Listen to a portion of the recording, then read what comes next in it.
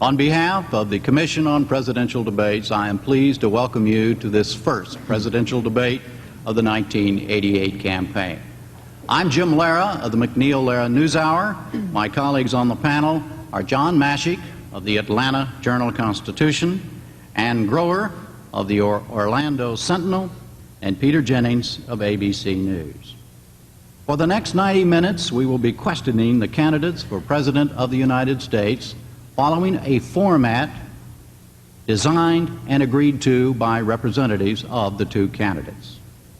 The candidates are Vice President George Bush, the Republican nominee, Governor Michael Dukakis, the Democratic nominee.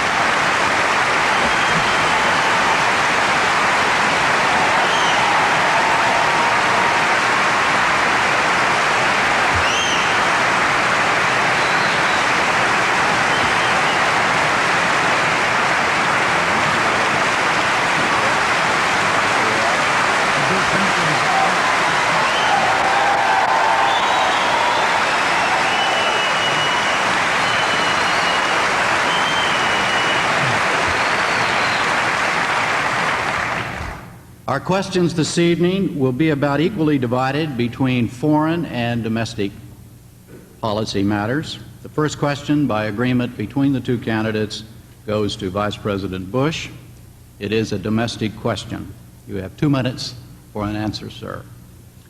The polls say the number one domestic issue to a majority of voters is drugs.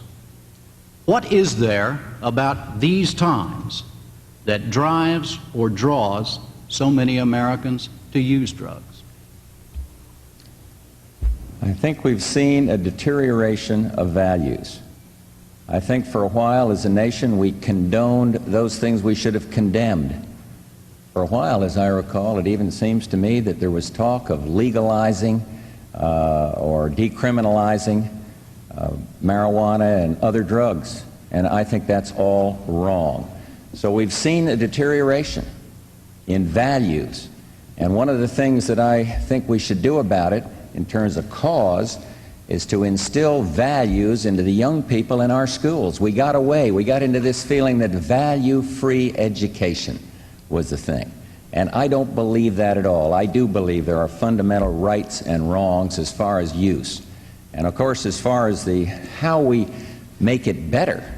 Yes, we can do better on interdiction. But we've got to do a lot better on education, and we have to be tougher on those who commit crimes. We've got to get after the users more. We have to change this whole culture. You know, I saw a movie, Crocodile Dundee, and I saw the cocaine scene treated with humor, as though this was a humorous little incident. And it's bad. Everybody ought to be in this thing. Entertainment industry, people involved in the schools, education. And it isn't a Republican or Democrat or a liberal problem, but we have got to instill values in these young people. And I have put forward a many-point drug program that includes what I would do as President of the United States in terms of doing better on interdiction and in terms of doing better in the neighborhoods. But I think we're all in this together. And my plea to the American people is values in the schools. Governor, you have 1 minute to respond. I agree with Mr. Bush that values are important. But it's important that our leaders demonstrate those values from the top. That means those of us who are elected to positions of political leadership have to reflect those values ourselves. Here we are with a government that's been dealing with a drug-running Panamanian dictator. We've been dealing with him. He's been dealing drugs to our kids, and governors like me and others have been trying to deal with the consequences. I remember being in a high school in my own state as we were organizing something we call the Governor's Alliance Against Drugs, and a young 16-year-old girl coming up to me, desperate, addicted, dependent, saying, "Governor, I need help." We're providing that young woman with help. But I want to be a president of the United States who makes sure that we never again do business with a drug-running Panamanian dictator, that we never again funnel aid to the Contras who convicted drug dealers. Values begin at the top, in the White House. Those are the values I want to bring to the presidency. out of the White House beginning in January of 1989. Governor, a follow-up question. You have 2 minutes to answer it. Are you suggesting, sir, that President Reagan is one of the causes of the drug problem in this country? I'm saying that those of us who are elected to positions of political leadership, Jim, have a special responsibility, not only to come up with programs, and I have outlined and detailed a very important, very strong program of enforcement as well as drug education and prevention. And Mr. Bush is right. The two go hand in hand. But if our government itself is doing business with people who we know are engaged in drug profiteering and drug trafficking, if we don't understand that that sends out a very, very bad message to our young people, and it's a little difficult for me to understand just how we can reach out to that youngster that I talked about and to young people like her all over the country and say to them, we want to help you. Now, I've outlined in great detail a program for being tough on enforcement at home and abroad, doubling the number of drug enforcement agents, having a hemispheric summit soon after the 20th of January when we bring our democratic neighbors and allies together here in this hemisphere and go to work together. But we also have to take demand seriously. You know, we have 5% of the world's population in this country. We're consuming 50% of the world's cocaine. And in my state, I'm proud to say we've organized a drug education and prevention program which the Federal Drug Enforcement Administration says is a model for the country. We're helping youngsters. We're reaching out to them. And we're beginning with drug education and prevention beginning in the early elementary grades in every elementary school in our state, and that's the kind of effort we need in every elementary school in the United States of America. And we've got to begin early in the first, second, and third grade before our youngsters begin to experiment with these very, very dangerous substances. I guess the question I would ask of Mr. Bush is how we instill those values, how we create this environment for the drug-free schools that we want in this country, if he or representatives of the administration are either dealing with and involving people like Noriega in our foreign policy or don't pursue that connection in a way that makes it possible for us to cut it off and to be an example to our kids all over this country. A minute to rebut, Mr. Vice President. Well, the other day, my opponent was given a briefing by the CIA. I asked for and received the same briefing. I am very careful in public life about dealing with classified information, and what I'm about to say is unclassified.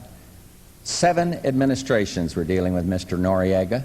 It was the Reagan-Bush administration that brought this man to justice, and as the governor of Massachusetts knows, there was no evidence that Mr. Noriega was involved in drugs, no hard evidence until we indicted him. And so I think it's about time we get this Noriega matter in perspective. Panama is a friendly country. I went down there and talked to the president of Panama about cleaning up their money laundering. And Mr. Noriega was there, but there was no evidence at that time. And when the evidence was there, we indicted him, and we want to bring him to justice. And so call off all those pickets out there that are trying to tear down 7 different administrations. All right. The next question will be asked by John Mashik. It goes to Governor Dukakis, and you will have 2 minutes to answer. Governor Dukakis, another troublesome issue for voters this year is the bulging federal deficit. In a Dukakis administration, you say taxes will be raised only as a last resort. Would you identify for us then, please, 3 specific programs that you are willing to cut to bring that deficit down? Yes, and I've been very specific about those, John, and let me lay out for you my own strategy for bringing that deficit down, because as the chief executive that's balanced 10 budgets in a row, I've had to make those tough decisions and those tough choices. First, I've suggested that there are certain weapon systems which we don't need and we can't afford. Mr. Bush has been critical of me for that, but I think those are the kinds of tough choices you have to make. I've also suggested that there are weapon systems that we should proceed on, and I've outlined those in detail. Secondly, we've got to invest in economic growth in this country, in every part of this country. Building that kind of growth expands revenues and helps to bring down that deficit. Thirdly, we have to bring interest rates down, and we will as we come up with a good, solid plan with the Congress for bringing that deficit down. And finally, we've got to go out there and collect billions and billions of dollars in taxes owed that aren't being paid in this country. It's very unfair to the average taxpayer who pays his taxes and pays them on time to permit these monies to go uncollected. I've also suggested that on the domestic side there are areas where we can make some cuts. We ought to be able to come up with an agricultural policy in this country that gives our farm families a fair price and a decent future without spending $20 to $25 billion a year, which is what we've been doing under this administration. We can help people to live better lives and at the same time save money by helping hundreds of thousands of families on welfare to get off of welfare and to become productive citizens again. The thing I don't understand about Mr. Bush's approach to this is how he could possibly be serious about bringing that deficit down, given what he says he wants to do. He seems to want to spend a great deal of money on just about every weapon system. He says he's against new taxes, although he's broken that pledge at least 3 times in the last year that I know of. He wants to give the wealthiest taxpayers in this country a 5-year, $40 billion tax break. And he also wants to spend a lot of money on additional programs. If he keeps this up, he's going to be the Joe Azuzu of American politics. But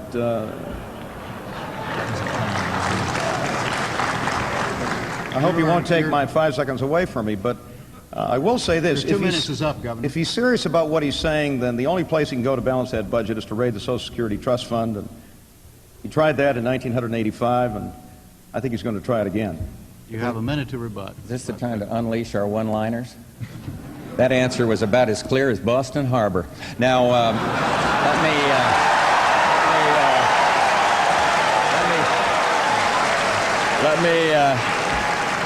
let me help the governor. There's so many things there, I don't quite know where to begin. When you cut capital gains, you put people to work. John Kennedy proposed cutting capital gains. Paul Tsongas, a liberal senator from Massachusetts, said, the dumbest thing I did was to oppose the capital gains cut. It's not going to cost the government money. It's going to increase revenues to the federal government, and it's going to create jobs. So that's one of the things that I think makes a big difference between us.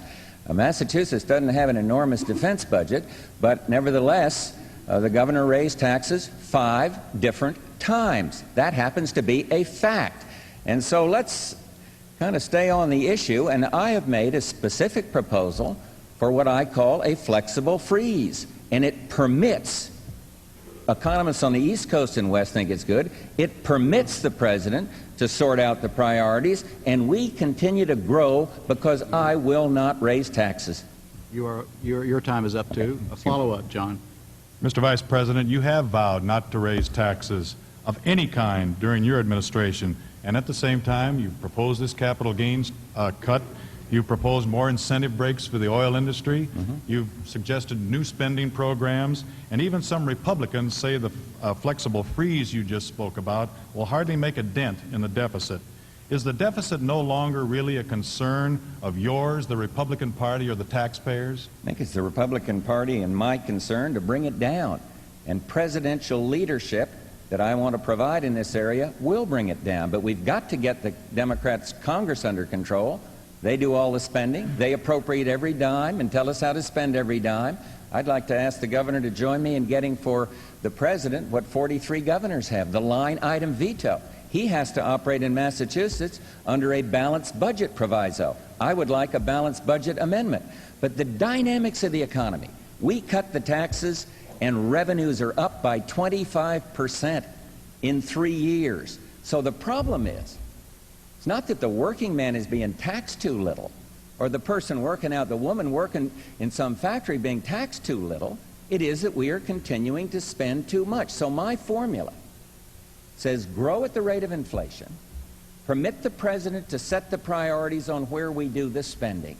And remember, the federal deficit has come down $70 billion in 1 year, in 1987. And if we, this year, Congress is doing a little better in controlling the growth of spending. Spending was only up something like 4%. So it isn't that we're taking too little from the taxpayer. We're spending too much still. And the formula I've given you works. We put it through a good economic model. We've got good economists on the West Coast, Michael Boskin and Marty Feldstein up there, who's a very respected economist in the Massachusetts. And they agree that if we can do what I've said, we can get it down without going and socking the American taxpayer once again. And capital gains, one more point on that. Please, let's learn from history. A capital gains differential will increase jobs, increase risk-taking, increase revenues to the federal government. Governor, you have a minute to rebut. Well, I hope all of those Americans out there who are watching us, listening to us, and trying to make up their mind about which one of us ought to be President of the United States, listen to the Vice President very carefully.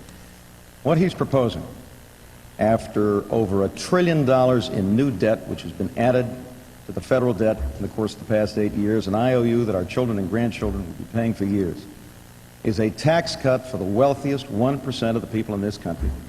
An average of about $30,000 that we're going to give to people making $200,000 a year. Why, that's more than the average teacher makes. We've had enough of that, ladies and gentlemen. We've run up more debt in the last 8 years than under all of the presidents from George Washington to Jimmy Carter combined. It's time for a chief executive who can make tough choices, can work with the Congress, can get that deficit down, and begin to build a strong fiscal foundation under this country.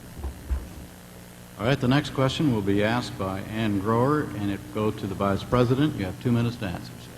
Mr. Vice President, you've said you want a kinder, gentler presidency, one that helps the less fortunate. Today, 37 million Americans, including many working families with aging parents and young children, cannot afford any health insurance but earn too much to qualify for Medicaid. What will you do to provide protection for them, and how will you pay for it? One thing I will not do is sock every business in the country and thus throw some people out of work. I want to keep this economic recovery going. More Americans at work today than at any time in history, a greater percentage of the workforce. What I will do is permit people to buy into Medicaid. I believe that's the answer. I am proud to have been part of an administration that passed the first catastrophic health bill. And in that, there's some Medicaid some provisions that will be very helpful to the kind of people we're talking about here. But we've got to keep going forward without killing off the engine and throwing people out of work. So the answer lies, it seems to me, in full enforcement of the catastrophic program. It lies to me in flexibility in Medicaid so people at the lowest end can buy in there and get their needs covered. And then it also, I do not want to see us mandate across the board that every company has to do this, because I really think that marginal operators are going to go say, we can't make it. And I think then you're going to see that people are put out of work. All these programs, and this costs on his, I saw an estimate, I'd love to know what he thinks, $35–40 billion, and it seems to me that somebody pays that. There isn't any such thing as something free out there. Either gets passed along as increased prices, or it gets passed along by people being put out of work so the business can continue to compete. So I think we ought to do it in the Medicaid system. I think we ought to do it by full enforcement of the catastrophic health insurance. I think we ought to do it by everybody doing what they can do out of conscience. It's a terrible problem in terms of flexibility on private insurances. But I just don't want to mandate it and risk setting the recovery back. A rebuttal, Governor? But George, that's no answer. You know, I like the answer, but it was an answer. Well, no, it's no answer to those 37 million people, most of the members of working families who don't have a dime of health insurance and don't know how to pay the bills if their kids get sick at night. I was in Houston on Tuesday meeting with a group of good citizens, working citizens, all of them with little or no health insurance. One of them was a father who had been laid off a few months ago and lost his health insurance, has an 11-year-old son, and can't let that son compete in sports in Little League because he's afraid he's going to get hurt and he won't be able to provide health insurance to pay those bills. My state just became the only state in the nation to provide for universal health care, and we did it with the support of the business community and labor and the health care community and with virtually everybody in the state. The fact of the matter is that employers who today are insuring their employees are paying the freight because they're paying for those who aren't. And I think it's time that when you got a job in this country, it came with health insurance. That's the way we're going to provide basic health security for all of the citizens of this country of ours. Follow up, Ann? Yes.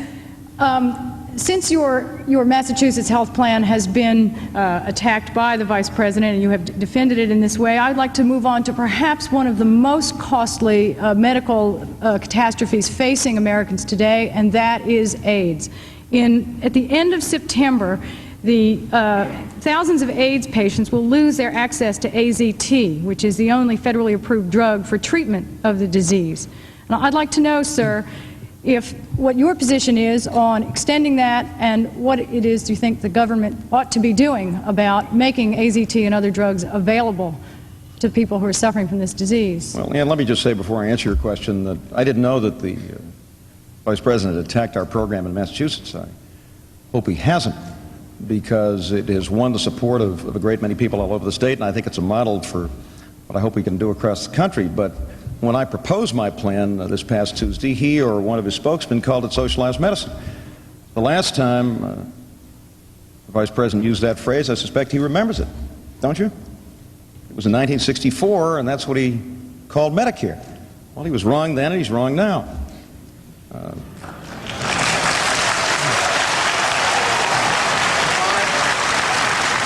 If I may, Let me also... excuse me, Governor, if I may interrupt at this point and caution the audience, as I did before we went on the air, please hold it down. That's only you're only taking time away from your candidate when you do that. Governor, continue, please.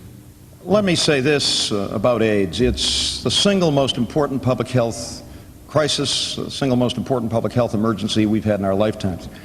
And I think there are a number of things we have to do, including supporting legislation which is now moving through the Congress, which will commit this nation to the resources to find a cure, which will provide broad education and prevention, which will provide sensitive and caring treatment for the victims of AIDS. I think we have to demonstrate some flexibility, and I think the FDA is attempting to do so now in trying to make it possible for new and experimental drugs to be available to the people who are at risk at AIDS. And I would hope that we could bring that kind of a policy to bear beginning in January, and I would encourage the current administration to proceed with that kind of flexibility where it's appropriate and where it's done carefully and responsibly.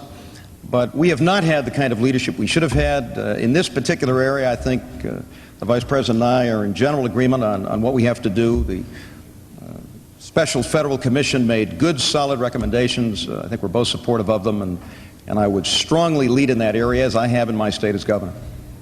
Mr. Vice President, a minute rebuttal. Well, we're on the right track. The NIH is doing a good job in research. The Surgeon General is doing a good job in encouraging the proper kind of education. I noticed that the governor did not mention any testing, but we got to have a knowledge base. Testing should be confidential, but we have to have a knowledge base. We can't simply stick our heads in the sands in terms of testing. I'm chairman of the President's Task Force on Regulatory Relief, and we are working with the FDA, and they have sped up bringing drugs to market that can help. And you got to be careful here because there's a safety factor, but I think these things, and then also I am one who believes we've got to go the extra mile in being sure that that blood supply is pure. We cannot have a lack of confidence in the blood supply when it comes to operations and surgery and things of this nature. So research, speeding the drugs to market, testing, blood supply are very important elements of this. Next question will be asked by Peter Jennings. It goes to the governor. Good evening, Mr. Vice President. Governor. Peter? Governor, one theme that keeps coming up about the way you govern, you've both mentioned leadership tonight, so I'd like to stay with that for a second. The theme that keeps coming up about the way you govern is passionless, technocratic. Passionless? Passionless, technocratic, the smartest clerk in the world. Your critics maintain that in the 1960s your public passion was not the war in Vietnam or civil rights, but no-fault auto insurance. And they say that in the 1970s you played virtually no role in the painful busing crisis in Boston. Given the fact that a president must sometimes lead by sheer inspiration and passion, we need to know if this is a fair portrait of your governing, or is it a stereotype? And if it isn't fair, could you give us an example of where you have had that passion and leadership that sometimes a president needs? Peter, I care deeply about people, all people, working families, people all over this country who, in some cases, are living from paycheck to paycheck. In other cases, are having a hard time opening up the door of college opportunity to their children. In other cases, don't have basic health insurance, which for most of us, we accept as a matter of course and assume we're going to have in order to pay the bills that we incur when we get sick. I'm somebody who believes deeply in genuine opportunity for every single citizen in this country, and that's the kind of passion I brought to my state. I was a leader in the civil rights movement in my state and in my legislature. I cared very deeply about that war in Vietnam. I thought it was a mistake. I thought it was wrong. And I was one of the few legislators early in that war that took a stand against the war. I think it was the right stand at the time, and I think history has proved us to be correct. But I have learned over time. I served one term. I was defeated, as you know, and defeat sometimes is an important lesson. I think I'm a much better governor today. I think I'm a much better person, a much better listener. I think I'll be a much better president for having gone through that experience. But the things that we have done in my state to bring opportunity to people on public assistance, over 50,000 families on welfare that we've helped to move from welfare to work and to become productive citizens, the universal health care bill that we just talked about, which will guarantee health care for all of our citizens, the opening up of opportunity to minorities in my state, affirmative action, minority contracting, the fact that we have a 3% unemployment rate and more jobs than people to fill them, which gives us a tremendous opportunity to reach out to everybody and make them a part of this wonderful nation of ours and the opportunity that we create. These are things that I believe in very, very deeply. I may be a little calmer than some about it. I may be a greater consensus builder these days than I used to be, and I think that's a good thing. But I'm running for the presidency of the United States. I've been in public service for 25 years because I believe deeply in American goals and values and in the people of this country, and that's the kind of president I want to be. Mr. Vice President, a rebuttal. Well, I don't question his passion. I question, and I don't question his concern about the war in Vietnam. He introduced or supported legislation back then that suggested that kids from Massachusetts should be exempt from going overseas in that war. Now, that's a certain passion, but in my view, it's misguided passion. We have a big difference on issues. You see, last year in the primary, he expressed his passion. He said, I am a strong liberal Democrat, August '87. Then he said, I am a card-carrying member of the ACLU. That was what he said. He is out there on out of the mainstream. He is very passionate. My argument with the governor is, do we want this country to go that far left? And I wish we had time to let me explain, but I salute him for his passion. We just have a big difference on where this country should be led and in what direction it ought to go. Peter, a question for the Vice President. Peter. I'd actually like to follow up, if I may, on this mention you've made of his card-carrying membership in the American Civil Liberties Union. You've used the phrase card-carrying so many times since Governor Dukakis first acknowledged that he was a card-carrying member of the ACLU that some people have come to believe that you've used it to brand him in some way, to identify him as people were identified in the 1950s as less than patriotic. I'd like to know why you keep repeating the phrase. What's the important issue here?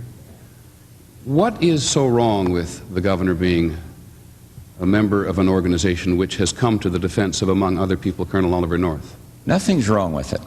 But just take a look at the positions of the ACLU. But Peter, please understand, the liberals do not like me talking about liberal. They don't like it when I say that he says he's a card-carrying member. Now, if that quote was wrong, he can repudiate it right here. I've seen it authoritatively written twice, and if I've done him an injustice and he didn't say it, I'm very, very sorry.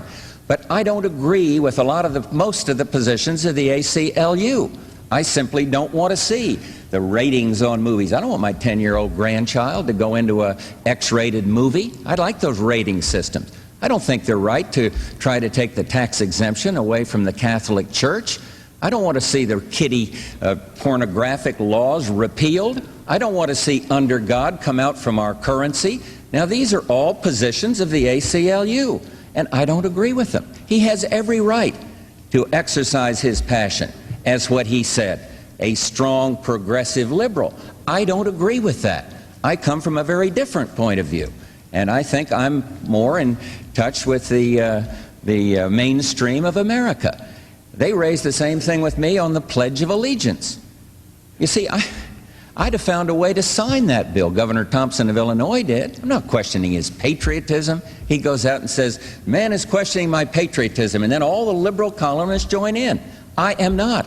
I am questioning his judgment on these matters, or where he's coming from. He has every right to do it, but I believe that's not what the American people want. And when he said at the convention, ideology doesn't matter, just competence, he was moving away from his own record, from what his passion has been over the years. And that's all I'm trying to do, is put it in focus. And I hope people don't think that I'm questioning his patriotism when I say he used his words to describe his participation in that organization. Governor, response? Well, I hope this is the first and last time I have to say this. Of course the Vice President's questioning my patriotism. I don't think there's any question about that. And I resent it. I resent it. My parents came to this country as immigrants. They taught me that this was the greatest country in the world. I'm in public service because I love this country. I believe in it. And nobody's going to question my patriotism, as the Vice President has now repeatedly. The fact of the matter is that if the Pledge of Allegiance was the acid test of one's patriotism, the Vice President has been the presiding officer in the United States Senate for the past 7.5 years. To the best of my knowledge, he's never once suggested that a session of the Senate begin with the Pledge of Allegiance. Mr.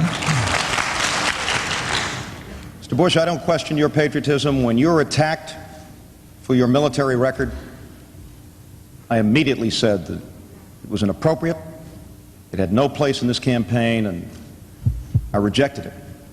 And I would hope that from this point on we get to the issues that affect the vast majority of Americans: jobs, schools, health care, housing, the environment. Those are the concerns of the people that are watching us tonight, not labels that we attach to each other, and questions about each other's patriotism and loyalty. Time is up. Governor, let's go now to John Mashik again. Question for the Vice President. Mr. Vice President, in a debate during the Republican primaries, you said most of the nation's homeless are suffering from mental illness, an assertion immediately challenged by one of your rivals. Estimates of the homeless range from a low of 250,000 by the government to around 3 million, including working families and their children. What commitment are you willing to make tonight to this voiceless segment of our society? I want to see the McKinney Act fully funded. I believe that that would help in terms of shelter. I want to see, when I talked at our convention about 1,000 points of light, I was talking about the enormous numbers of shelters and organizations that help. The governor's wife, been very active in the homeless. My campaign chairman, Secretary Jim Baker's wife. This isn't government. These are people that care, that are trying to give of themselves. The government has a role. It is to fully fund the McKinney Act. There are certain Army bases that the Act calls for that can be used in certain cases to shelter people when it's rough. And so I think that we're on the right track. I don't see this, incidentally, as a Democrat or Republican or a liberal or conservative idea. I see an involvement by 1,000 points of light. I see the funding that is required, and I hope the Congress will fully fund this bill. They gave it a great deal of conscience and a great deal of work, and we're on the right track on this one. But mental, that was a little overstated it. I'd say around 30%. And I think maybe we could look back over our shoulders and wonder whether it was right to let all those mental patients out. Maybe we need to do a better job in mental clinics to help them, because there is a major problem there. A lot of them are mentally sick. We've got to attend to them. But fully, my short-range answer is fully fund that McKinney Act. Governor, a response. Well, this is another fundamental difference that I have with the Vice President. Just as I do in the case of health care for 37 million members of working families in this country who don't have health insurance. The problem, Mr. Bush, is that you've cut back by 90% on our commitment to affordable housing for families of low and moderate income. And when you do that, you have homeless families. We didn't have 2.5 million or 3 million homeless people living on streets and in doorways in this country 10 years ago. We've got to begin to get back to the business of building and rehabilitating housing for families of low and moderate income in this country. Housing for young families that they can look forward someday to buy. We've got communities in this country increasingly where our own kids can't afford to live in the communities that they grew up in. That's an essential commitment, and I think the housing community is ready. But it's going to take a president who's committed to housing, who's had experience in building and rehabilitating housing, who understands that affordable housing for families of low and moderate income, for young families, first-time home buyers, is an essential part of the American dream. And while I'm all for the McKinney bill, that by itself simply won't do. We've got to have a president that can lead on this issue, that can work with the Congress, and I'm prepared to do so. This is one of the most important priorities that faces this country. John, a question for the governor. Governor, you've mentioned the American dream of home ownership, and it's certainly become an impossible one for many of the young people of our nation who are caught up in this economic squeeze of the middle class, as you've said so frequently during the campaign. And yet, in spite of your answer just a few minutes ago, what promise can you realistically hold out to these people that with the costs of housing going up and with limited help available from Washington, are we destined to become a nation of renters? Well, I certainly hope not, and it's all a question of what our priorities are. Bush talked about values. I agree with him. What are our values? Isn't providing housing for families of low and moderate income, isn't it making possible for young families, first-time home buyers, to own their own home someday, something that's part of the American dream? I think so. You know, back after World War II, when we had hundreds of thousands of GIs who came back from the war, we didn't sit around. We went out and built housing. The government was very much involved. So was the housing industry. So was the banking industry. So were housing advocates. So were nonprofit agencies. So were governors and mayors and people all over this country who believe deeply in home ownership and affordable housing. Now, that's the kind of leadership that I want to provide as President of the United States. This isn't a question of a little charity for the homeless. This is a question of organizing the housing community. I've talked to bankers and builders and developers, to housing advocates, to community development agencies, and they want leadership from Washington. Washington by itself can't do it all. We shouldn't expect that. But governors are ready, mayors are ready, builders and community leaders are ready. It will require some funds, John, and we ought to be prepared to provide those funds. But that, too, will require some choices. Mr. Bush wants to spend billions and trillions on Star Wars. Well, that's a choice we have to make, isn't it? Do we spend money on that weapon system in the billions and trillions, or is providing some decent and affordable housing for families of this country something that isn't at least as important and probably more so because it's so essential to our economic strength and to our future? That's the kind of presidency I believe in, and simply to say, well, the McKinney bill will do it, just doesn't do. We need a president who will lead on this issue, who's had experience on this issue. It's the kind of priority that will be at the top of our list beginning in January of 1989. A response, Mr. Vice I think President. the governor is blurring housing and the homeless. Let's talk about housing, which the question was. When you talk to those bankers, did they discuss where interest rates were when your party controlled the White House? 10 days before I took the oath of office as president, they were 21.5%. Now, how does that grab you for increasing housing? Housing is up.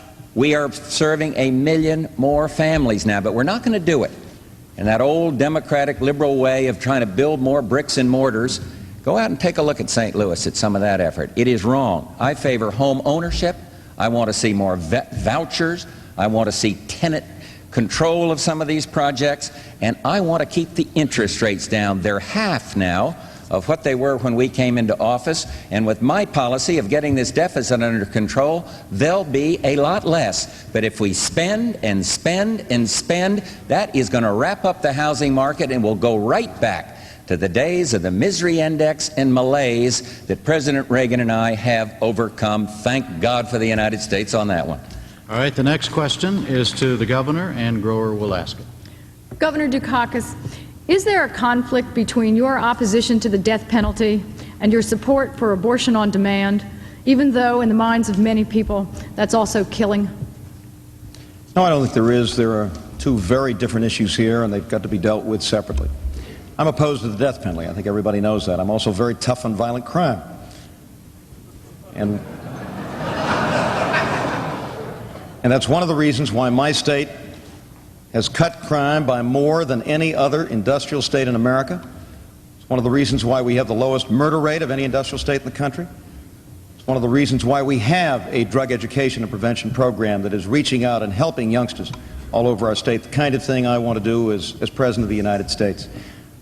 You know, the Vice President says he wants to impose the death penalty on drug traffickers, and yet his administration has a federal furlough program which is one of the most permissive in the country, and which gave last year 7,000 furloughs to drug traffickers and drug pushers, the same people that he says he now wants to execute. The issue of abortion is a very difficult issue, one that I think we all have to wrestle with. We have to come to terms with. I don't favor abortion. I don't think it's a good thing. I don't think most people do. The question is, who makes the decision? And I think it has to be the woman, in the exercise of her own conscience and religious beliefs, that makes that decision. Response, Mr. Vice President? Well, the Massachusetts furlough program was unique. It was the only one in the nation that furloughed murderers who had not served enough time to be eligible for parole. The federal program doesn't do that. No other state programs do that. And therefore, and I favor the death penalty.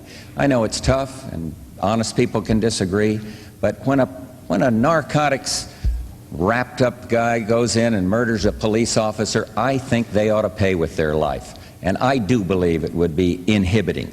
And so I am not going to furlough men like Willie Horton, and I would meet with the victims of his last escapade, the rape and the brutalization of the family down there in Maryland. Maryland would not extradite Willie Horton, the man who was furloughed, the murderer, because they didn't want him to be furloughed again. And so we have a fundamental difference on this one, and I think most people know my position on the sanctity of life. I favor adoption. I do not favor abortion. Question for the Vice President, Ann. Yes. Mr. Vice President, I'd like to stay with abortion for just a moment, if I might. Over the years, you have expressed several positions while opposing nearly all forms of government payment for it. You now say that you support abortion only in cases of rape, incest, or threat to a mother's life, and you also support a constitutional amendment that, if ratified, would outlaw most abortions. But if abortions were to become illegal again, do you think that the women who defy the law and have them anyway, as they did before it was okayed by the Supreme Court, and the doctors who perform them should go to jail? I haven't sorted out the penalties, but I do know that I oppose abortion, and I favor adoption. And if we can get this law changed, everybody should make the extraordinary effort to take these kids that are unwanted and sometimes aborted, let them come to birth, and then put them in a family where there'll be love. And you see, yes, my position has evolved, and it's continuing to evolve, and it's evolving in favor of life. And I have had a couple of exceptions that I support: rape, incest, and the life of the mother. Sometimes people feel a little uncomfortable talking about this, but it's much clearer for me now, as I've seen abortion sometimes used as a birth control device, for heaven's sakes. See the millions of these killings accumulate, and this is one where you can have an honest difference of opinion. We certainly do, but no, I'm for the sanctity of life. And once that illegality is established, then we can come to grips with the penalty side. And of course there's got to be some penalties to enforce the law, whatever they may be. Governor? Well, I think what the Vice President is saying is that he's prepared to brand a woman a criminal for making this decision. It's as simple as that. I don't think it's enough to come before the American people who are watching us tonight and say, well, I haven't sorted it out. This is a very, very difficult and a fundamental decision that all of us have to make. And what he is saying, if I understand him correctly, is that he's prepared to brand a woman a criminal for making this choice. I just said if I the think law that's, is no, changed. let me finish. Yeah, sure. Let me simply say that I think it has to be the woman in the exercise of her own conscience and religious beliefs that makes that decision. And I think that's the right approach, the right decision, and I would hope by this time that Mr. Bush had sorted out this issue and come to terms with it, as I have. I respect his right to disagree with me, but I think it's important that we have a position, and we take it, and we state it to the American people. Peter Jennings, a question for the Vice President. Mr. Vice President, I'm struck by your discussion of women and the sanctity of life, and it leads me to recall your own phrase, that you are haunted by the lives which children in our inner cities live. And certainly the evidence is compelling. There's an explosion of single-parent families. And by any measure, these single-parent families, many with unwanted children, are the source of poverty, school dropouts, crime, which many people in the inner city simply feel is out of control. If it haunts you so, why, over the 8 years of the Reagan-Bush administration, have so many programs designed to help the inner cities been eliminated or cut? I think one of the reasons, and I first would like to know which programs you're talking about, and then we could talk on the merits of the programs. But you see, my fundamental philosophy is give local and state government as much control as possible. That may be the explanation if you tell me the program. I do strongly support the WIC program. I think it is good. I think part of the answer to this haunting of these children that are out there and suffering lies in extension of Medicaid to challenge the states, and maybe we're going to have to enforce more on the states in terms of Medicaid taking care of these. But Peter, so much of it gets into a whole other phase of things. The neighborhood, the kind of environment people are growing up in, and that leads me to the programs I'm talking about in terms of education. I think part of it is the crime-infested neighborhoods, and that's why I'm a strong believer in trying to control crimes in the neighborhood, why I was so pleased to be endorsed by the policemen on the beat, the Boston Police Department the other day. I think they understand my commitment to helping them in the neighborhoods. And so it's a combination of these things, but do not erode out of the system the 1,000 points of light. The people that are out there trying to help these kids, the programs like Cities in Schools, the work that Barbara Bush is doing so people can learn to read in this country and then go on and break this cycle of poverty. I'm for Head Start and moving that up, and I've already made a proposal, and yes, it'll cost some money, but I favor that. So these are the combination of things I want, and the fact that I don't think the federal government can endorse a $35 billion program does not mean I have less compassion than the person who endorses such a program. Governor? Well, I must have been living through a different 8 years from the one that the Vice President's been living through, because this administration has cut and slashed programs for children, for nutrition, for the kinds of things that can help these youngsters to live better lives. Has cut federal aid to education, has cut Pell Grants and loans to close the door to college opportunity on youngsters all over this country. And that, too, is a major difference between the Vice President and me. Let me just give you one other example. We have a great many people, hundreds of thousands of people living on public assistance in this country. The 50 governors of this nation have proposed to the Congress that we help those families to get off of welfare, help those youngsters, help their mothers to become independent and self-sufficient. It's taken months and months and months to get Mr. Bush and the administration to support that legislation, and they're still resisting. Now, that's the way you help people. Being haunted, 1,000 points of light, I don't know what that means. I know what strong political leadership is. I know what's happened over the course of the past 8 years. These programs have been cut and slashed and butchered, and they've hurt kids all over this country. A question for the Governor. Peter? Governor, the crisis is no less a crisis for you if you were elected president. Where would you get the money to devote to the inner cities, which is clearly needed? And can you be specific about the programs not only you'd reinstate, but the more imaginative ones that you'd begin? Well, I said a few minutes ago, Peter, that you can improve the lives of families and youngsters and save money at the same time. Welfare reform is one way to do it. If we invest in job training, in child care for those youngsters, in some extended health benefits so that that mother and her kids don't lose their health benefits when she goes to work, we can help literally hundreds of thousands, if not millions of families to get off of welfare, to become independent and self-sufficient, to be tax-paying citizens, and to improve their lives, the quality of lives, their futures, and the futures of those children. That's just one example of how you can save money and improve the quality of life at the same time. In my own state, for example, we now have that universal health care system, which the Vice President opposes, I think very unwisely.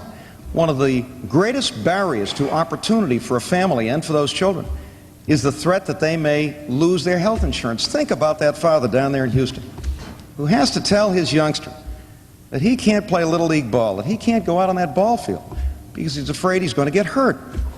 And yet, Mr. Bush says, well, I don't think we ought to expect businesses to provide health insurance for their employees when responsible employers, a majority of employers in this country do, and are paying more for their insurance to reimburse hospitals for free care on account of people that are not employed, that are not insured, that have to go to that hospital. So these are the ways that you help families, you help youngsters to live better lives and more decent lives. And we're ready to go to work at the state and local level, all of us. I know the private sector is, people are all over the country. But it takes presidential leadership.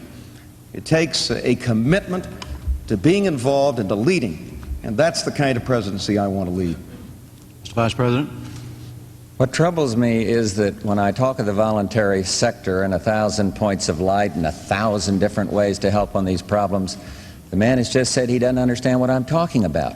And this is the problem I have with the big spending liberals.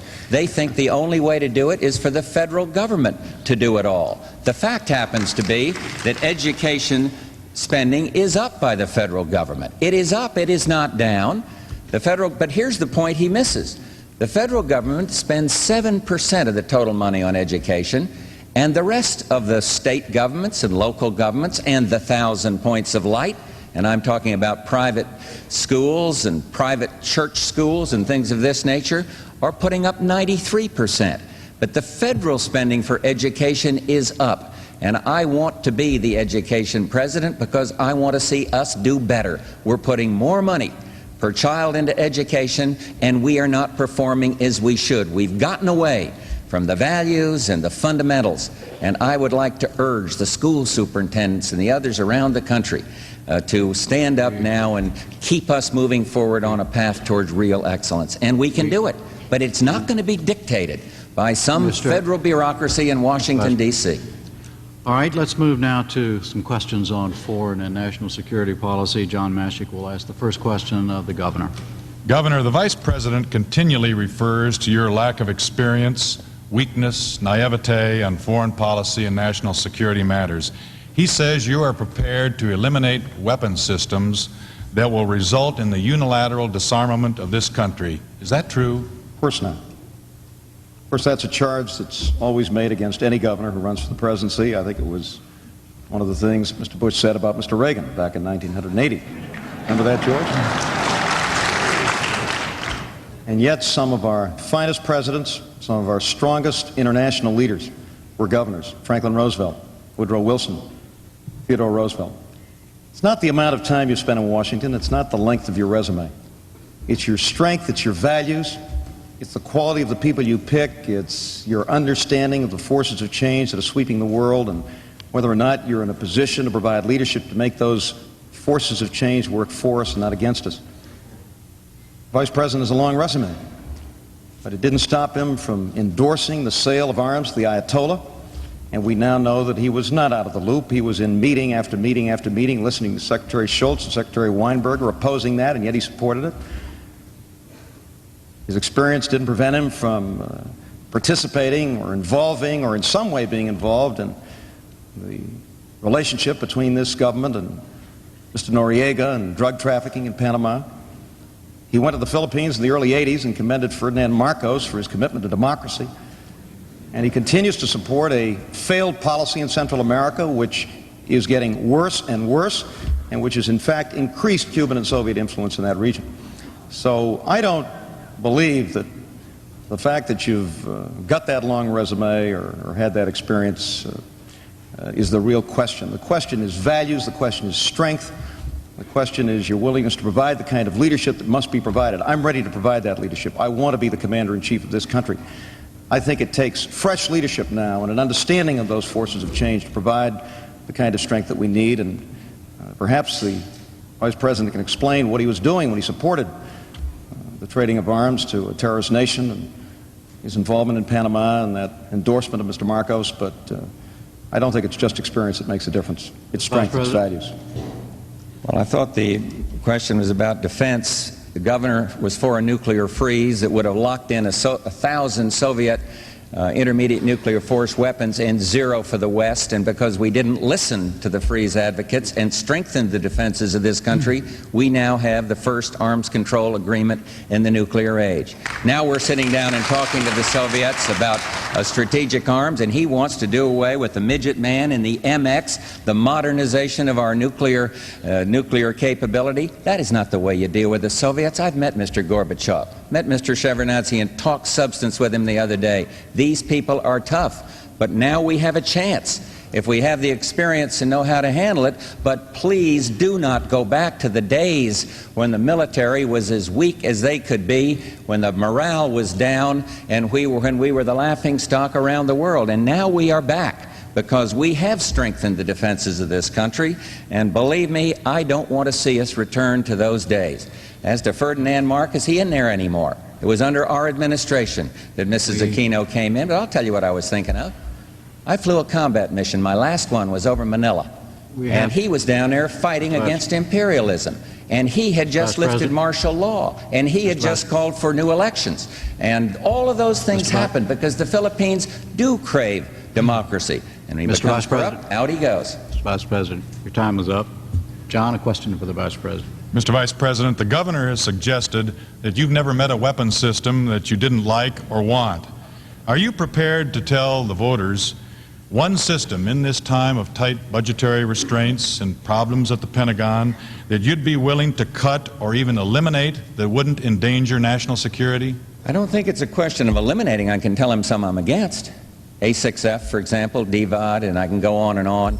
Minuteman III penetration systems. I mean, there's plenty of them that I oppose. But what I am not going to do when we are negotiating with the Soviet Union, sitting down talking to Mr. Gorbachev about how we achieve a 50% reduction in our strategic weapons, I'm not going to give away a couple of aces in that very tough card game.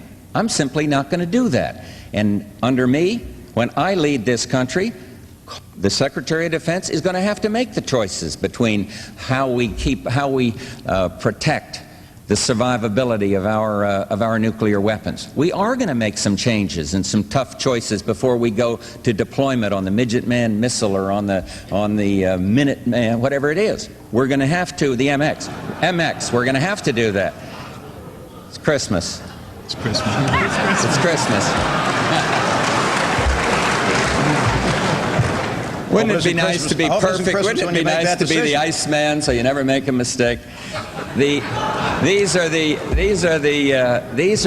My answer is do not make these unilateral cuts. And everybody now realizes that peace through strength works. And so this is where I have a big difference. Of course we're going to have to make some determination on this, and we're going to have to make it on conventional forces. But now we've got a very good concept called competitive strategies. We will do what we do best. It's a strategy that we've been working on for a couple of years. It is going to take us to much better advantage in conventional forces. But look, let me sum it up. I want to be the president that gets conventional forces in balance. I want to be the one to banish the chemical and biological weapons from the face of the earth. But you have to have a little bit of experience to know where to start, and I think I've had that. Governor? Well, first, let me say with respect to the freeze that back in the spring of 1982, Mr. Bush was a lot more sympathetic to the freeze than he seems to be today. As a matter of fact, he said it was not and should not be a subject of partisan demagoguery because it was too important for the United States or for the world. I didn't hear, John, exactly where he was going to cut and what he was going to do, but I know this. We have serious financial problems in this country. We've piled up over $1 trillion in debt, and the next president of the United States is going to have to make some choices. Mr. Bush wants to spend billions on Star Wars. He apparently wants to spend billions on the MX on railroad cars, a weapon system we don't need and can't afford. I thought the administration was opposed to the Midget Man. I thought the administration was at the negotiating table in Geneva suggesting that we ban mobile missile systems entirely. But those are the choices the next president of the United States is going to have to make. I'm for the stealth, I'm for the D5, I'm for going ahead with the advanced cruise missile.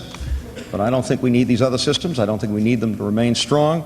We've got to move ahead with the strategic arms negotiation process, with a comprehensive test ban treaty, and Governor, with negotiations leading to conventional force reduction in Europe with deeper cuts on the Soviet side. And Senator Benson and I will pursue that policy. Ann Grower, a question for the Vice President. Well, Mr. Vice President, you said you met with Secretary General Gorbachev, you have met with Mr. Shevardnadze, but for the last 40 years, Americans have been taught to regard the Soviet Union as the enemy. Yet President Reagan has signed 2 arms control treaties, and he's promised to share Star Wars technology with the very country he once called the evil empire. So perhaps you could tell us this evening, should we be doing a lot to help the economics and the social development of a country that we have so long regarded as an adversary? What I think we ought to do is take a look at perestroika and glasnost, welcome them, but keep our eyes open.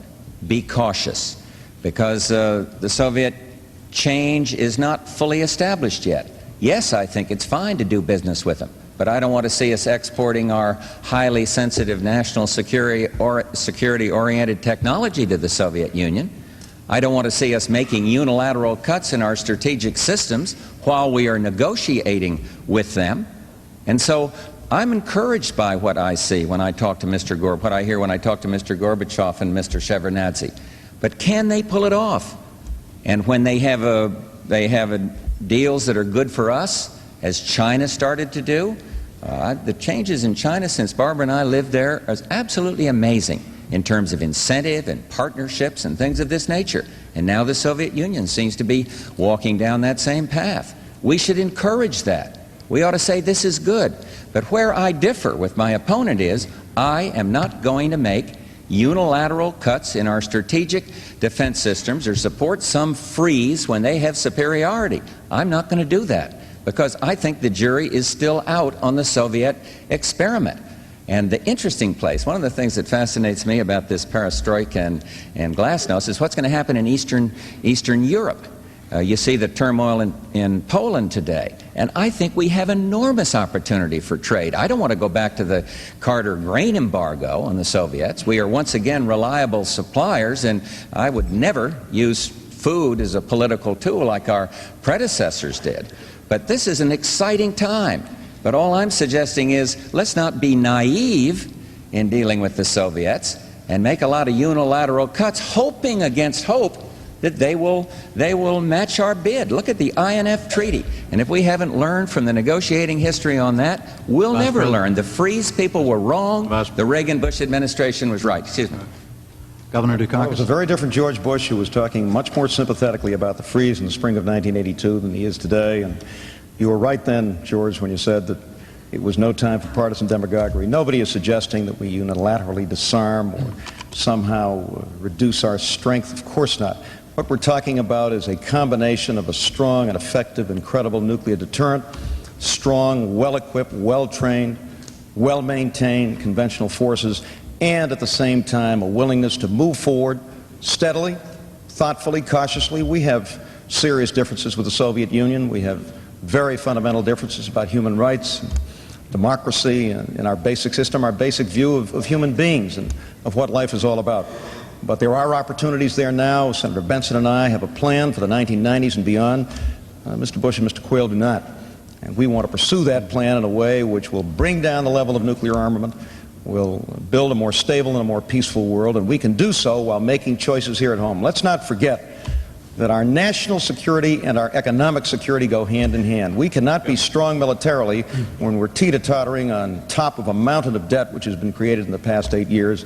That's why we need a Democratic administration in Washington in 1989. And Brewer, a question for the governor. Yes. Governor Dukakis, speaking of seeming changes of position, you have gone from calling the Strategic Defense Initiative, or Star Wars, a fantasy and a fraud, to saying recently you would continue SDI research and might even deploy the system if Congress supported such a move. Why the change of heart? No, there's been no change of heart. I've said from the beginning that we ought to continue research into the strategic system at about the level it was at in 1983. That's about $1 billion a year. But I don't know of any reputable scientists who believe that this system, at least as originally conceived, could possibly work. This notion of some kind of a astrodome over ourselves that could protect us from enemy attack makes real sense. And as a matter of fact, the system that the administration is now talking about is very different from the one that was originally proposed in 1983. So I'm for continued research. But I also want strong conventional forces. Now, the other day, Mr. Bush said, well, if we continued with Star Wars, we'd have to cut someplace. He hasn't told us where. We know where they're cutting. We know where you're cutting right now. You're cutting into the fiber and muscle of our conventional forces. You're cutting back on maintenance and equipment. There's an Air Force general not too long ago in Europe who said that pretty soon we'd have airplanes without engines, tank commanders who can't drive their tanks more than 3/4 of a mile because they don't have enough fuel, Coast Guard cutters tied up at the dock this summer, not patrolling. They're supposed to be our first line of defense against drugs and the war against drugs because they don't have enough fuel. You have to make choices. We're not making those choices. And to spend billions and billions of dollars, as Mr. Bush apparently wants to, although he himself has been all over the lot on this issue lately, on Star Wars, in my judgment, makes no sense at all. We need a strong, credible, effective nuclear deterrent. We have 13,000 strategic nuclear warheads right now, on land, on sea, and in the air, enough to blow up the Soviet Union 40 times over. They have about 12,000. So we've got to move forward with those negotiations, get the level of strategic weapons down. But to continue to commit billions to this system makes no sense at all. And I think Mr. Bush has been reconsidering his position over the course of the past few weeks. At least that's what I read. Maybe he'll tell us where he stands on it tonight. Mr. Vice President. I'm now reconsidering my position. Two questions. How do you deter nuclear attack without modernizing our nuclear forces when the Soviets are modernizing? And how come you're willing to spend a dime on something that you consider a fantasy and a fraud? Those are two rhetorical questions. He is the man on conventional forces that wants to eliminate two-carrier battle groups. The armed forces, the conventional forces of the United States, have never been more ready. Every single one of the Joint Chiefs will testify to the fact that readiness is at an historic high. And secondly, in terms of the cutting of the Coast Guard, it was the Congress, the Democratic-controlled Congress, so please help us with that, who cut $70 million from the Coast Guard out of the interdiction effort on narcotics. He's got to get this thing more clear. Why do you spend $1 billion on something you think is a fantasy and a fraud?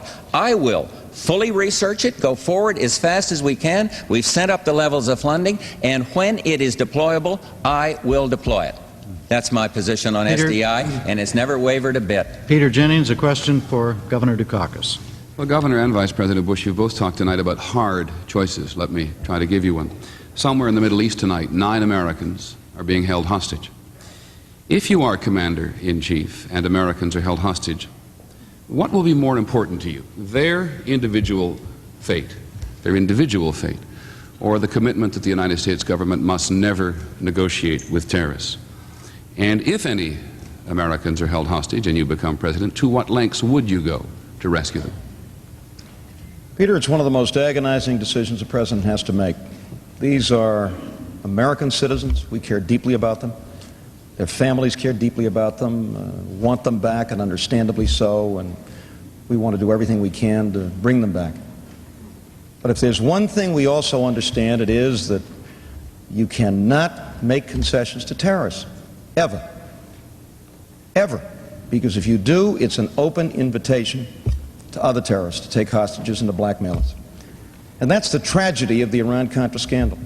As a matter of fact, Mr. Bush was the chairman of a task force on international terrorism, which issued a report shortly before that decision was made and said, and rightly so, that we never ever can make concessions to terrorists and hostage takers. And yet after sitting through meeting after meeting, he endorsed that decision, endorsed the sale of arms to the Ayatollah in exchange for hostages. One of the most tragic, one of the most mistaken foreign policy decisions we've ever made in this country, and I dare say encouraged others to take hostages, as we now know. So there can be no concessions under any circumstances, because if we do, it's an open invitation to others to do the same. We've got to be tough on international terrorism. We've got to treat it as international crime. We've got to attack it at all points. We've got to use undercover operations. We have to be prepared to use military force against terrorist base camps. We have to work closely with our allies to make sure that they're working with us and we with them. And we can give no quarter when it comes to breaking the back of international terrorism. Yes, we should make every effort to try to help those hostages come home, but it can never be because we make concessions. That was a tragic mistake that we made, a mistake that Mr. Bush made and others made. and it should never, ever be made again. Mr. Vice President. I wrote the anti-terrorist report for this government. It is the best anti-terrorist report written. Yes, we shouldn't trade arms for hostages, but we have made vast improvements in our anti-terrorism. Now, it's fine to say that sometimes you have to hit base camps, but when the President saw this state-sponsored fingerprints of Muammar Gaddafi on the loss of American life, he hit Libya. And my opponent was unwilling to support that action. And since that action, terrorist action against the United States citizens have gone down. And I have long ago said I supported the President on this other matter, and I've said mistakes were made. Clearly, nobody's going to think the President started out thinking he was going to trade arms for hostages. That is a very serious charge against the President. That matter has been thoroughly looked into. But the point is, sometimes the action has to be taken by the federal government. And when we took action, it had a favorable response. A question for the Vice President, Peter. It seems perhaps a good subject, Mr. Vice President, on which to make the point that you've campaigned vigorously as part of a leadership team. But so far you won't tell the American people in considerable measure what advice you gave the President on issues including the sale of arms to Iran and what should have been done about the hostages. To the best of my knowledge, there's no constitutional requirement which prevents you from doing so. Jimmy Carter urged his Vice President, Walter Mondale, to tell the American people. Would you now ask President Reagan for permission to tell the American people what advice you did give him? And if you don't, how do we judge your judgment in the Oval Office in the last 8 years? You're judged by the whole record. You're judged by the entire record. Are we closer to peace? Are we doing better in anti-terrorism? Should we have listened to my opponent who wanted to send the UN into the Persian Gulf? Or in spite of the mistakes of the past, are we doing better there? How is our credibility with the GCC countries on the western side of the Gulf? Is Iran talking to Iraq about peace? You judge on the record. Are the Soviets coming out of Afghanistan? How does it look in a program he called phony, or some one of these marvelous Boston adjectives up there, and about Angola? Now we have a chance. Now, several Bostonians don't like it, but the rest of the country will understand. Now we have a chance. Now we have a chance. Now we have a chance. And so I think that I'd leave it right there and say that you judge on the whole record. And let me say this. All he can talk about, he goes around ranting about Noriega. Now, I've told you what the intelligence briefing he received said about that. He can talk about Iran-Contra, and I'll make a deal with you. I will take all the blame for those two incidents if you give me half the credit for all the good things that have happened in world peace since Ronald Reagan and I took over from the Carter administration.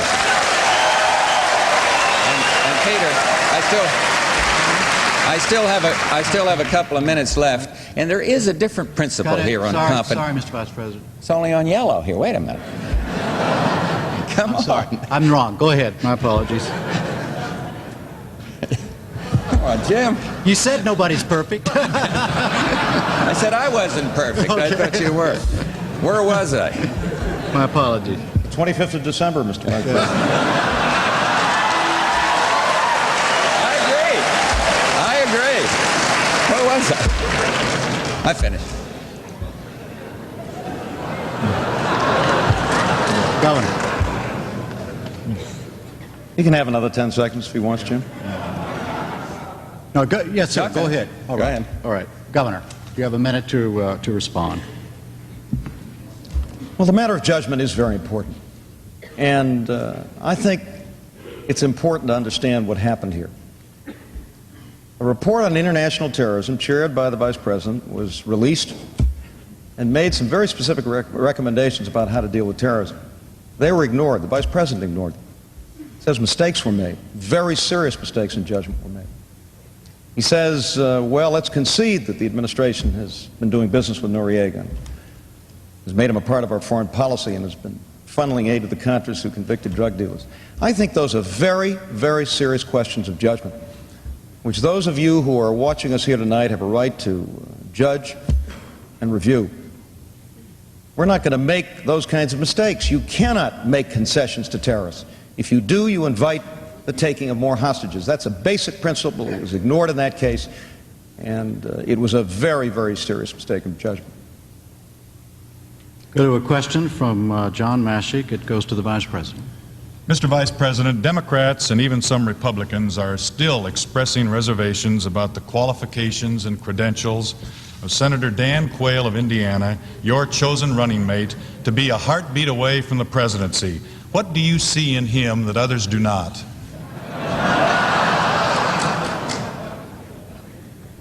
I see a young man that was elected to the Senate twice, to the House of Representatives twice. I see a man who is young, and I am putting my confidence in a whole generation of people that are in their 30s and in their 40s. I see a man that took the leadership in the Job Training Partnership Act, and that retrains people in this highly competitive, changing society we're in. So if a person loses his job, he is retrained for a benefit, for a work that'll be productive, and he won't have to go on one of these many programs that the liberals keep talking about. I see a young man who is knowledgeable in defense, and there are 3 people on our ticket that are knowledgeable in the race, knowledgeable in defense, and Dan Quayle is one of them, and I am one of them. And I believe that he will be outstanding. And he took a tremendous pounding, and everybody now knows that he took a very unfair pounding. And I'd like each person to say, did I jump to conclusions, running down rumors that were so outrageous and so brutal? And he's kept his head up, and he will do very, very well. And he has my full confidence, and he'll have the confidence of people that are in their 30s and 40s and more. So judge the man on his record, not on a lot of rumors and innuendo and trying to fool around with his name. My opponent says J. Danforth Quayle. Do you know who J. Danforth was? He was a man that gave his life in World War II. So ridiculing a person's name is a little beneath this process. And he'll do very well when we get into the debates. Governor? Well, when it comes to ridicule, George, you win a gold medal. I think we can agree on that. Over the course of this damn time. But did I sense a desire that maybe Lloyd Benson ought to be your running mate when you said that 3 people on your ticket? No, I think the debate ought to be between you and I think the American people have a right to judge us on this question, on how we picked our running mate, a person who is a heartbeat away from the presidency. I picked Lloyd Benson, distinguished, strong, mature, a leader in the Senate, somebody whose qualifications nobody has questioned. Mr. Bush picked Dan Quayle. I doubt very much that Dan Quayle was the best qualified person for that job. And as a matter of fact, I think for most people, the notion of President Quayle is a very, very troubling notion tonight. All right, John will now ask a question of the governor. It will be the last question, and then the Vice President will have a rebuttal. John? Well, Governor, you did select Lloyd Benson of Texas. I did indeed. And you have a lot of disagreement with him on fundamental issues, including the Reagan tax cuts, aid to the rebels in Nicaragua, the death penalty, gun control. Who's right?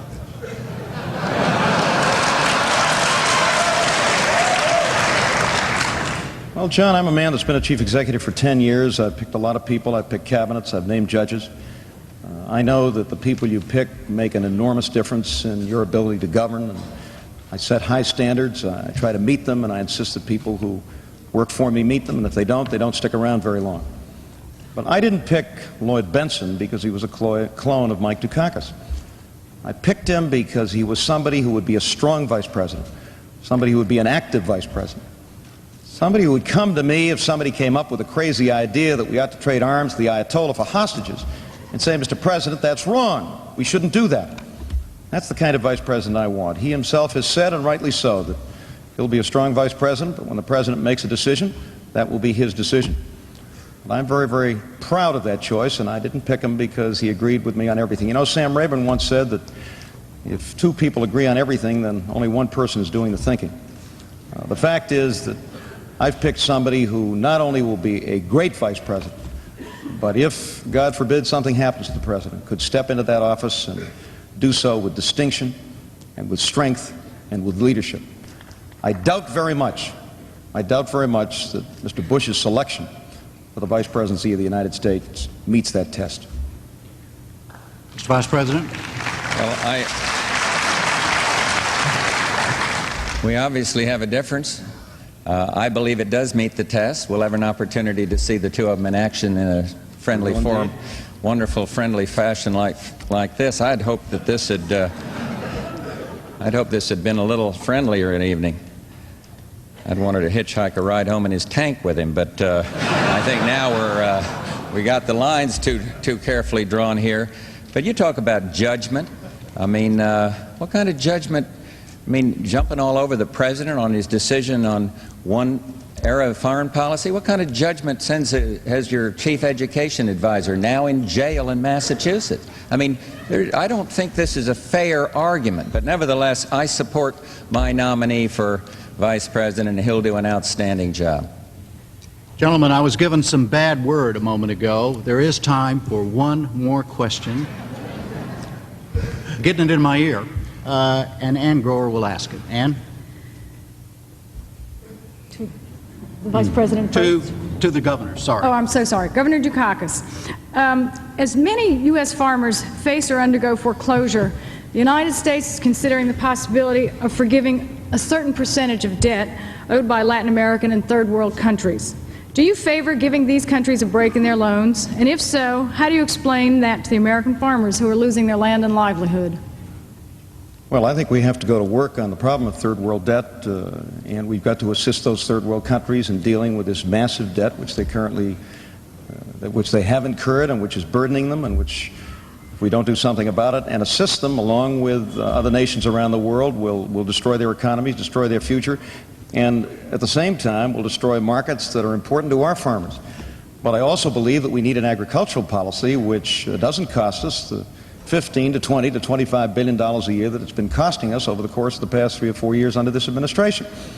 I think it's going to require good, solid credit policies, and thanks to the Congress, we now have an agricultural credit bill which is helping and improving the situation with at least some of our farmers. I think it's going to require a combination of supply management and reasonable price supports to make sure that our farmers get a decent price.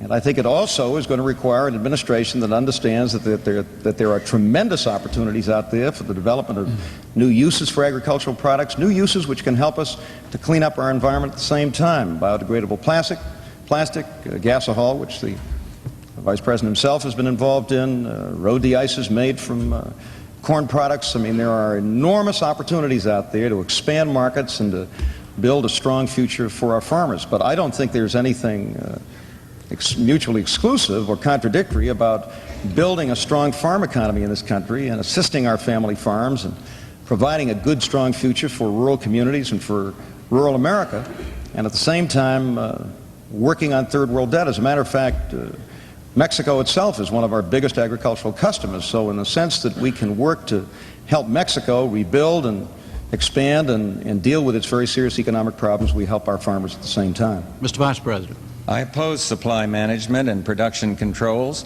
I support the Farm Bill, the 85 Farm Bill, and its spending is moving in the right direction. I want to expand our markets abroad, and that's why I've called for that first economic summit to be on agriculture. I will not go back to the way the Democrats did it and use food as a political weapon and throw a grain embargo on the farmers in this country.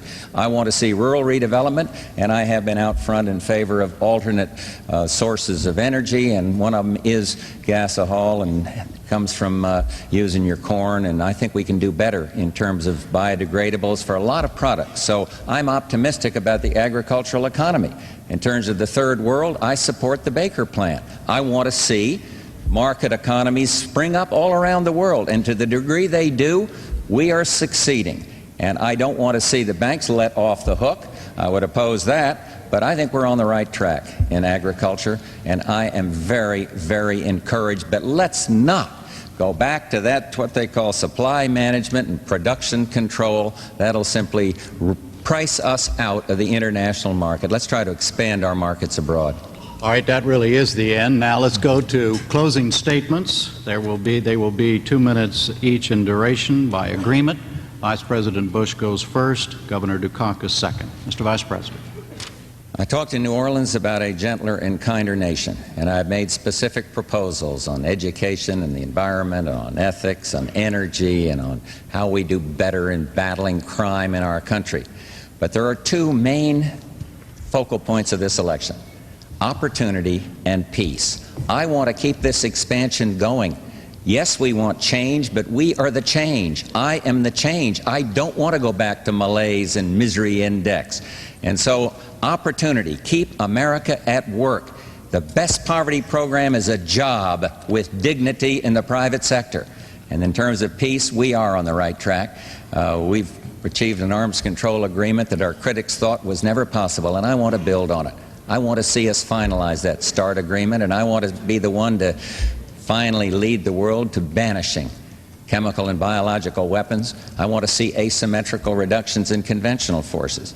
And then it gets down to a question of values. We've had a chance to spell out our differences on the Pledge of Allegiance here tonight and on tough sentencing of drug kingpins and this kind of thing. I do favor the death penalty, and we've got a wide array of differences on those.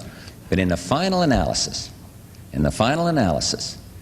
person goes into that voting booth, they're going to say, who has the values I believe in? Who has the experience that we trust? Who has the integrity and the stability to get the job done?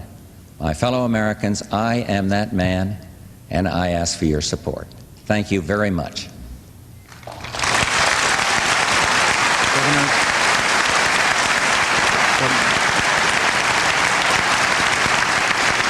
Governor Dukakis. This has been an extraordinary 18 months for Kitty and me and for our family.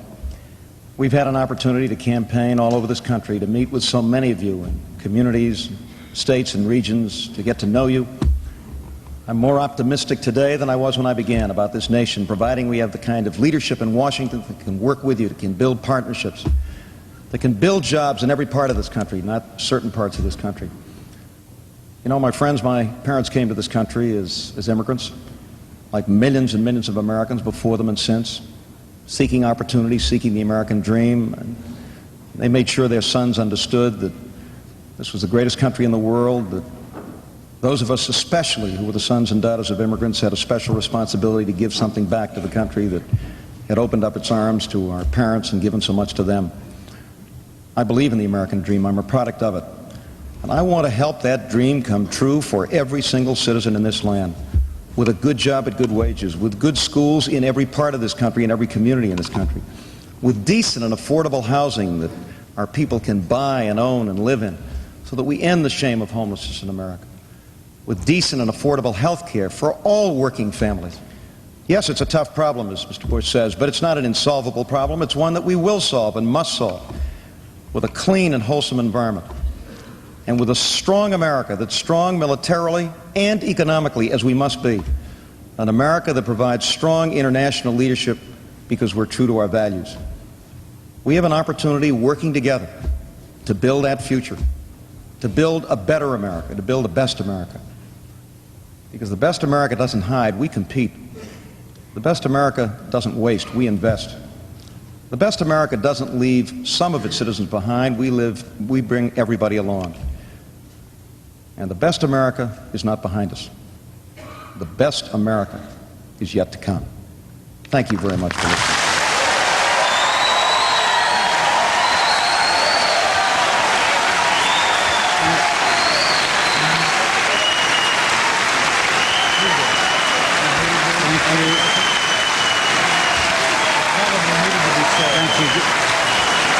Thank you.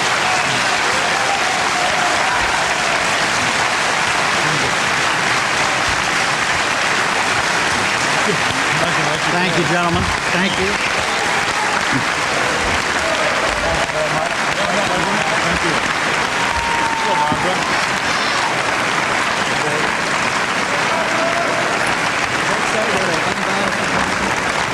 you.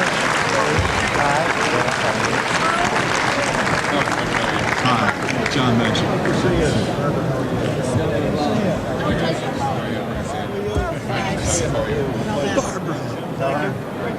Governor, thank you, sir. Thank you, Andrew. John Mention. Nice to see you. are you? Good to see you. Terrified of going told me about you. Great job, man. See, I don't see the light. I'm sorry. Hi, Kitty. Thank you. Glad it's over. Are you? Glad it's over. Yeah. But we had fun, too.